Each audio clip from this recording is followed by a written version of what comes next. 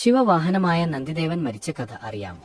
ഒരിക്കൽ താരകാസുരനെ ഭയന്ന് ദേവന്മാർ ഒരു ആശ്രമത്തിൽ അഭയം തേടി. അപ്പോൾ അവരെ സുരക്ഷിതമായി തിരികെ കൊണ്ടുവരാൻ ശിവഭഗവാൻ നന്ദിദേവനെ അയച്ചു.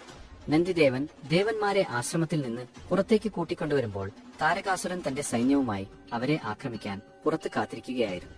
ഇത് മനസ്സിലാക്കിയ നന്ദിദേവൻ ഉടൻ തന്നെ ഒരു വലിയ കാളയായി രൂപം മാറി താരകാസുരന്റെ സൈന്യത്തെ ആക്രമിച്ചു. യുദ്ധം നടക്കുന്നതിനിടയിൽ താരകാസുരൻ ദേവന്മാർക്ക് നേരെ ഒരു ശക്തിശാലിയായ ആയുധം എറിഞ്ഞു. ഇത് കണ്ട നന്ദിദേവൻ ദേവന്മാരെ രക്ഷിക്കാനായി ഇടയിൽ ചാടി ആ ആയുധം സ്വന്തം ശരീരത്തിൽ ഏറ്റുവാങ്ങി.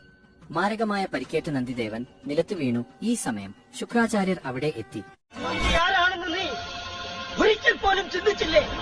ഈ നന്ദി മഹാദേവന്റെ ഏറ്റവും പ്രിയപ്പെട്ട ഭക്തനാണ്. മഹാദേവൻ ഇവനെ സ്വന്തം പുത്രനെ പോലെയാണ് സ്നേഹിക്കുന്നത്.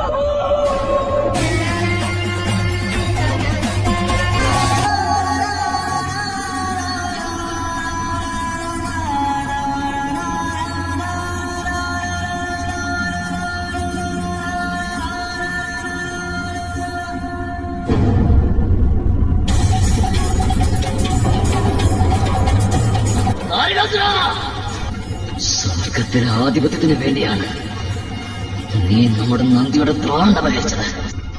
നാം ആ സ്വർഗലോകത്തിന് സർവനാശം വരുന്നതാണ്. താരകാസുരൻ ചെയ്ത തെറ്റിന് മാപ്പ അപേക്ഷിച്ചു.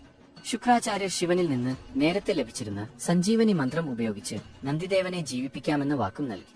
ശുക്രാചാര്യരുടെ വാക്കുകേട്ട് ശിവഭഗവാൻ ശാന്തനാവുകയും അങ്ങനെ സഞ്ജീവനി മന്ത്രത്തിന്റെ ശക്തിയാൽ നന്ദിദേവനെ പുനർജീവിക്കുകയും ചെയ്തു.